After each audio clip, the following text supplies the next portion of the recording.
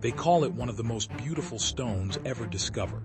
A diamond so rare, so hypnotic in its glow, that to stand before it feels like staring into something alive.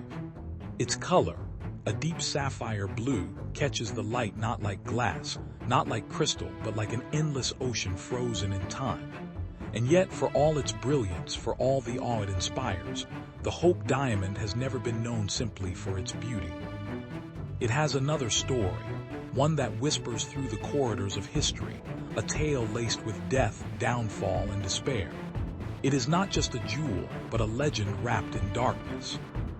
Today, it rests quietly behind reinforced glass at the Smithsonian Institution in Washington, D.C. Millions of visitors shuffle past it every year, pressing close to the display, mesmerized by the velvet blue fire glowing under the lights.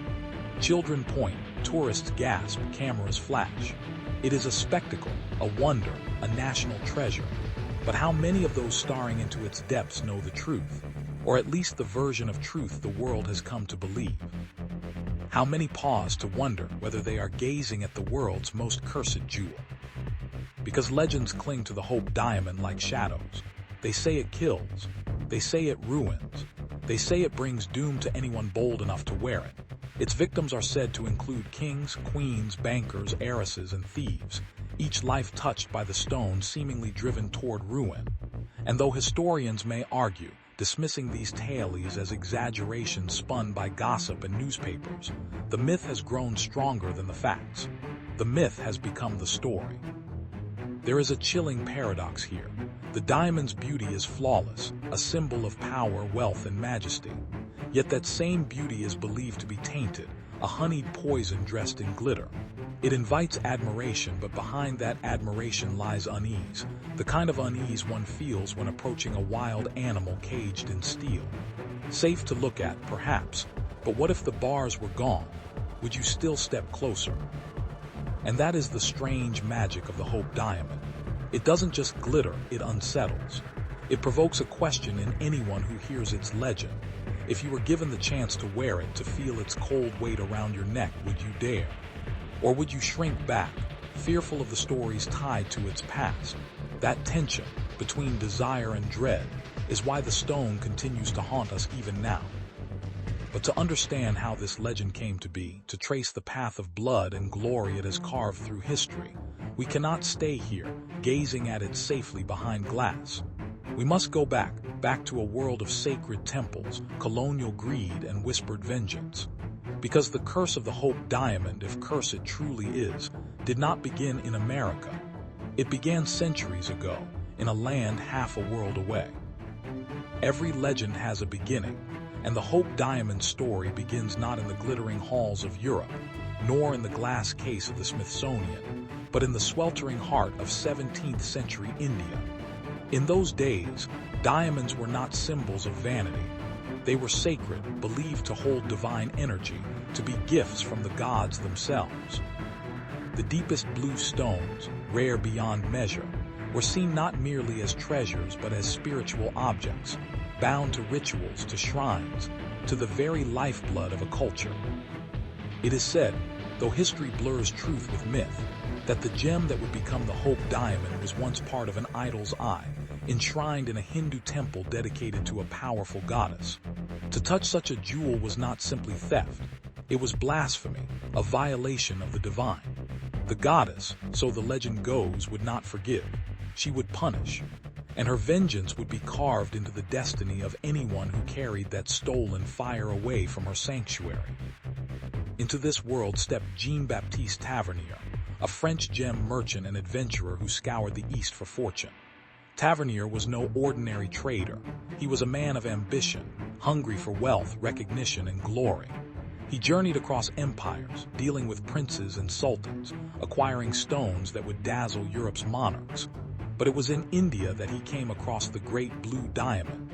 Was it truly stolen from a temple idol, as the tale insists? Or was that story invented later to explain the horrors that followed? The answer remains clouded, but the consequences, legend says, were undeniable. Tavernier carried the diamond back to France, its deep blue fire unlike anything the West had seen. Imagine the awe of the French court when he unveiled it. A gem so dark it seemed to drink in the light, and yet so vibrant that it glowed as if alive. To King Louis XIV, the Sun King, who basked in grandeur and demanded treasures that reflected his own godlike image, this was no mere stone. It was a symbol of divine power, a gem that elevated him above all others. But even in its moment of triumph, the shadow lingered. For Tavernier, the merchant who brought the stone across continents, life did not end in wealth and peace. Legends say he was mauled to death by wild dogs in Russia, his body left unrecognizable. Historians dispute this, suggesting he lived to old age. But in the world of cursed objects, the legend always outshines the fact. To those who believed in the curse, his fate was inevitable, proof that the goddess's wrath had begun to unfold. The stage was set. The diamond had left the land of its birth, ripped from the soil of India and placed into the hands of kings. But it carried something invisible with it, an omen, a shadow. Whether it was divine vengeance, bad fortune, or human greed magnified into myth, its story would only grow darker from here. For the Hope Diamond was no longer just a sacred jewel. It was now a trophy of empire, a stone that would sit at the heart of power and drag those who touched it into ruin. When Jean-Baptiste Tavernier presented the magnificent blue diamond to the French court, he could never have imagined the chain of events he had unleashed. In the glittering palace of Versailles, a world built on gold, silk, and absolute power, the diamond became more than just a possession. It became a symbol of monarchy itself. And in that symbol, its curse found fertile ground. King Louis XIV, the Sun King, was the first to claim it. He adored spectacle, adored the idea of power radiating from him like the rays of the sun. When the diamond was recut into a triangular shape weighing over 67 carats, it blazed with an otherworldly light, worn proudly by a king who believed himself almost divine. To Louis XIV, the diamond was not cursed. It was destiny, an affirmation of his supremacy. And yet, history records that Louis XIV's life ended not in eternal glory, but in tragedy. His beloved heirs were struck by disease, death sweeping through the royal bloodline like an unseen assassin. His court, once a symbol of awe, became a gilded prison as enemies gathered beyond its gates. Whispers began to spread. Was it coincidence, or was the diamond already exacting its price? The jewel passed on to Louis XV, who, despite his reign's opulence, was plagued with scandal, war, and loss. And then to Louis XVI and his queen, Marie Antoinette, the monarchs whose names are forever etched into the history of downfall. Marie Antoinette was rumored to have worn the stone, adorning herself in jewels even as the people of France starved. Whether she wore it often or rarely hardly mattered. The legend tied her to it, and when the fury of revolution ignited, it was said that the diamond's curse sharpened the blade of the guillotine. The guillotine did not care for royalty. It cared for justice, or what the mob believed was justice. In 1793, Louis XVI was executed, and soon after, Marie Antoinette followed. The queen's glittering diamonds were stripped from her as she was dragged toward her fate. Though the Hope Diamond itself vanished amidst the chaos of revolution, its reputation remained. To those who believed, the curse had claimed the heads of kings and queens. To those who doubted, the coincidence was chilling enough. But the diamond story is never only about individuals. It is about the fragility of empires. France, once the mightiest nation in Europe, descended into bloodshed and upheaval, and the stone seemed to stand at the heart of its ruin. The jewel that had symbolized divine right now symbolized downfall, as if mocking every hand that dared to wear it. And yet, even as its curse seemed undeniable, the diamond's allure never faded. It was too beautiful, too rare, too impossible to resist. For though it left France in the ashes of revolution, it would reappear, hidden, recut, and ready to seduce a new world of owners. The curse was not done. It had only begun to write its legacy across history. In the bloody aftermath of the French Revolution, France itself seemed to teeter on the edge of ruin. Palaces had been stormed, treasures looted, monarchs executed. Among the chaos, jewels that once dripped from royal necks and crowns were seized and scattered. Somewhere in this storm of fire and fury, the great blue diamond, the stone once paraded by the Sun King and whispered to have sealed the fate of Marie Antoinette, vanished. It was as if the earth itself had swallowed it whole. For decades, the diamond was gone from sight, its trail erased by revolution and theft. Was it stolen in the looting of the French crown jewels in 1792, smuggled across borders, hidden away by some clever thief too frightened of its curse to reveal it? History offers fragments but never certainty, and in the silence of its absence, the legend of its curse only grew stronger.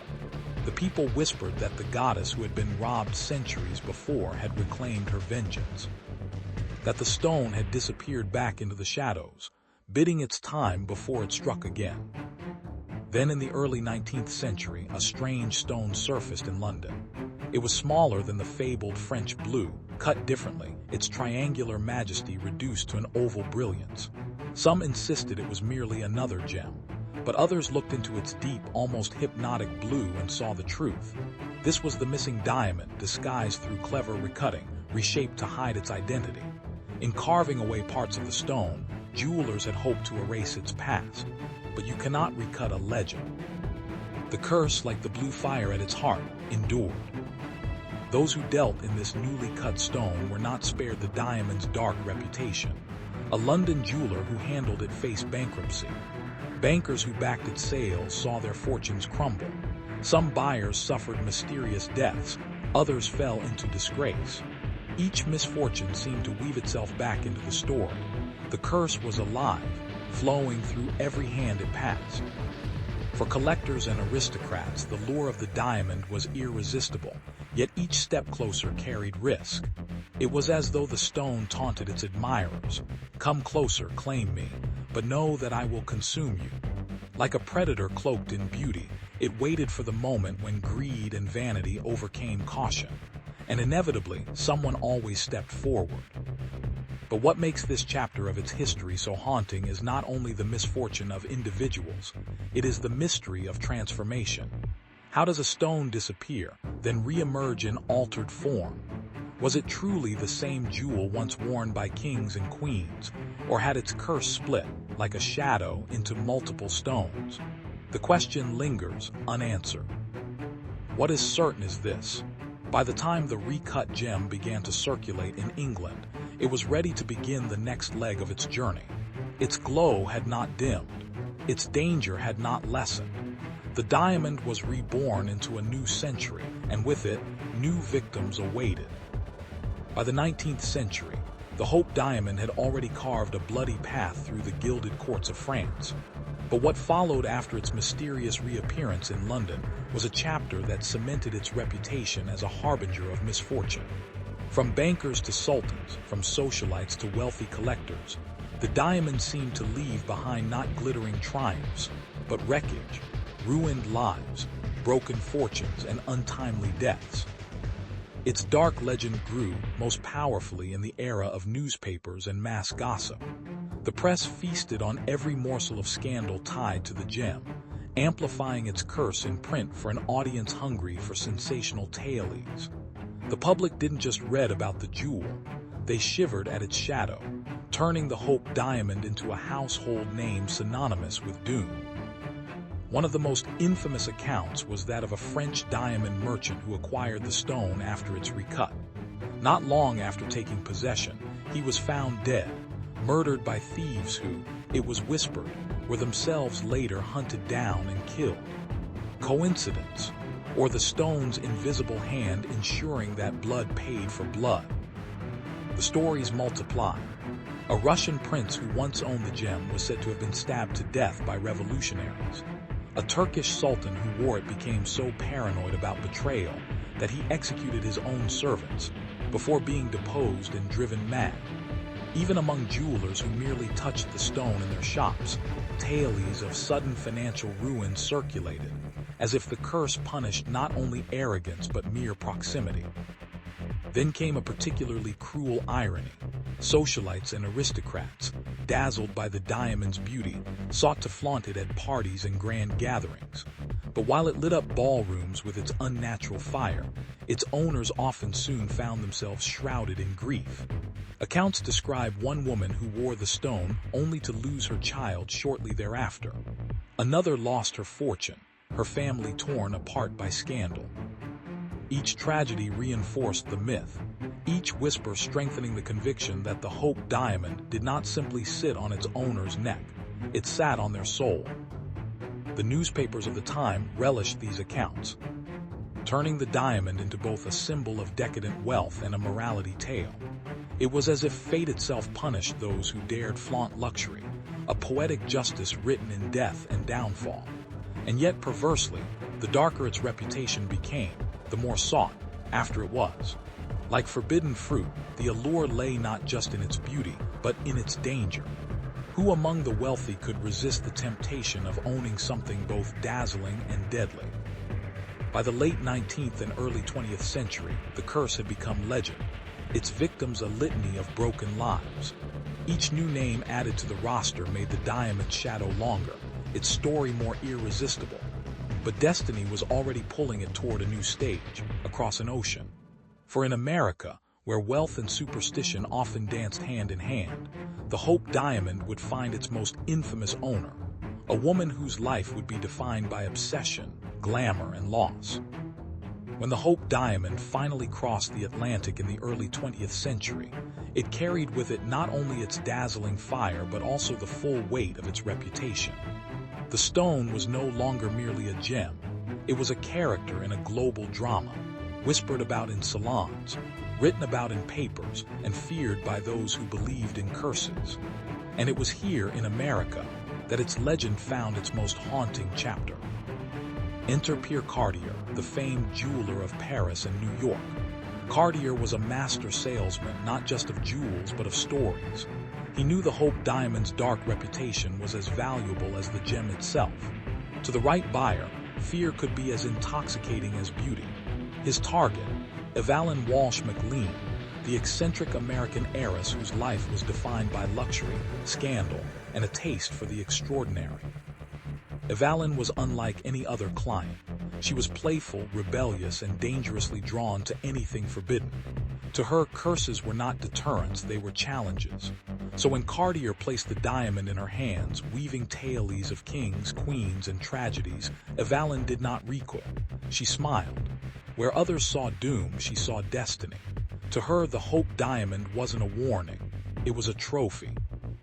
She purchased it in 1911, paying a staggering sum that only heightened its mystique. From that day forward, Evalyn wore the diamond with a kind of reckless pride. She flaunted it at grand parties, draped it around her neck while posing for society photographs, and even let her Great Dane wear it as a collar. For Evalyn, it was not enough to own the cursed diamond. She wanted to mock the curse itself. But fate or coincidence, or perhaps the very curse she laughed at, soon began to weave its way into her life. One by one, tragedy struck her family. Her daughter died young, her son was killed in a car accident, and her husband N, plagued by addiction and scandal, descended into madness before abandoning her. By the end of her life, Evalyn stood surrounded not by the glittering world she had once flaunted, but by loss, grief, and shadows. And yet, even in ruin, she clung to the stone. She once remarked, "I never believed in the curse, and yet my life has been touched by tragedy." That paradox defines her story. Was she a victim of the Hope Diamond or of her own choices, her own relentless defiance of fate? After Evalyn's death in 1947, her heirs wanted nothing to do with the jewel. They refused to wear it, refused even to touch it. The diamond was sold off to pay debts, passing into the hands of Harry Winston, a jeweler whose business was not haunted luxury but reputation and legacy. Evalyn had been the Hope Diamond's most flamboyant mistress, but she would not be its last. The diamond had crossed into the modern age. Its legend, stronger than ever, was now ready for its final transformation, from the plaything of the wealthy to a relic of the people. And yet, as always, the shadow of its curse lingered. When Harry Winston acquired the Hope Diamond after Evalyn Walsh McLean's death, he knew he wasn't merely handling a jewel. He was handling one of the most famous objects in the world. Winston was a jeweler of immense reputation, a man whose empire was built not only on rare stones but on spectacle. And yet, unlike Evalyn, Winston didn't flaunt the diamond as a personal talisman. He saw its destiny differently. For more than a decade, Winston kept the gem, occasionally allowing it to be displayed at charity events or exhibitions. He understood that its legend was a magnet. People didn't just want to see beauty, they wanted to feel danger. And the Hope diamond gave them both. But Winston, pragmatic and shrewd, eventually made a choice that would forever change the story of the stone. In 1958, he donated the diamond to the Smithsonian Institution, sending it through the mail in an ordinary brown paper package, insured for a mere $145. That casual act, in striking contrast to the jewel's terrifying reputation, became its own kind of myth. At the Smithsonian, the Hope diamond found its new role, not as a personal ornament, but as a relic for the world. Millions of visitors each year would press close to its glass case, mesmerized by its color, by its glow, by the eerie history whispered in the captions beside it. Children would stare wide-eyed, tourists would point, and journalists would write about the cursed jewel that now sat quietly in Washington, D.C., like a ghost locked in a coffin of steel and glass. But even here, in its so-called safety, the curse never truly disappeared. Staff at the Smithsonian sometimes joked nervously about its presence. A few whispered that accidents had followed those who handled it during its transfer. Visitors claimed to feel an unease while standing near it, a sensation like cold air brushing against their skin. Was it simply imagination, fueled by centuries of rumor, or was it something more? The irony is almost too perfect. A diamond once tied to the deaths of monarchs, the downfall of empires, and the tragedies of heiresses now rests quietly as a centerpiece of American culture. Children eat ice cream just steps away from it. School groups shuffle past, unaware of the centuries of blood and ruin tied to that glowing blue fire. It is both a museum treasure and a cultural ghost, frozen between awe and fear. And so the question remains, has the curse ended? Has the diamond, finally imprisoned behind bulletproof glass, lost its hunger? Or does it still wait, patient and silent, for the next hand daring enough to claim it? For all our science, our rationality, our disbelief in old myths, the Hope diamond continues to unsettle. It reminds us that beauty can be dangerous, that desire can be deadly, and that some objects carry shadows longer than history itself. The Hope diamond is more than a jewel. It is more than a glittering artifact encased in glass, more than a curiosity that lures millions of eyes each year. It is a mirror, reflecting back to us our deepest obsessions, our hunger for beauty, our craving for power, and our fear of forces we cannot control. To gaze upon it is to feel wonder, yes, but also unease, as if the stone itself remembers everything it has seen. Kings who believed themselves untouchable, queens who danced on the edge of revolution, thieves who fled into the night, and heiresses who laughed at curses until grief silenced them. Is the curse real? Science would scoff, reminding us that diamonds are but carbon shaped by unimaginable pressure, that fate is coincidence and tragedy often springs from human choice. But legends thrive where logic falters, and perhaps that is the true power of the Hope diamond. Not that it dooms its owners, but that it forces us to wrestle with mystery. We want to believe we can master beauty, hold it, control it. Yet this stone whispers that beauty always exacts a price. And so it waits, gleaming in its case, daring us to decide. Would you wear it? Would you test the legend for yourself? Or would you stand back, content to admire from afar, letting the curse remain untouched? The Hope diamond story is not finished. As long as it exists, the myth will endure. It will remain a jewel of contradictions, dazzling yet dark, priceless yet poisoned, silent yet endlessly speaking. And perhaps that is why we return to it, century after century, because in its blue fire we see not just a diamond, but the fragile, dangerous nature of desire itself. If you've been haunted by this tale as much as generations before you, don't let the legend end here. Subscribe for more stories of cursed treasures and forgotten histories. Share your thoughts. Would you dare touch the Hope Diamond, or do you believe some beauty is best left behind glass? And remember, sometimes the past isn't finished with us, it's only waiting.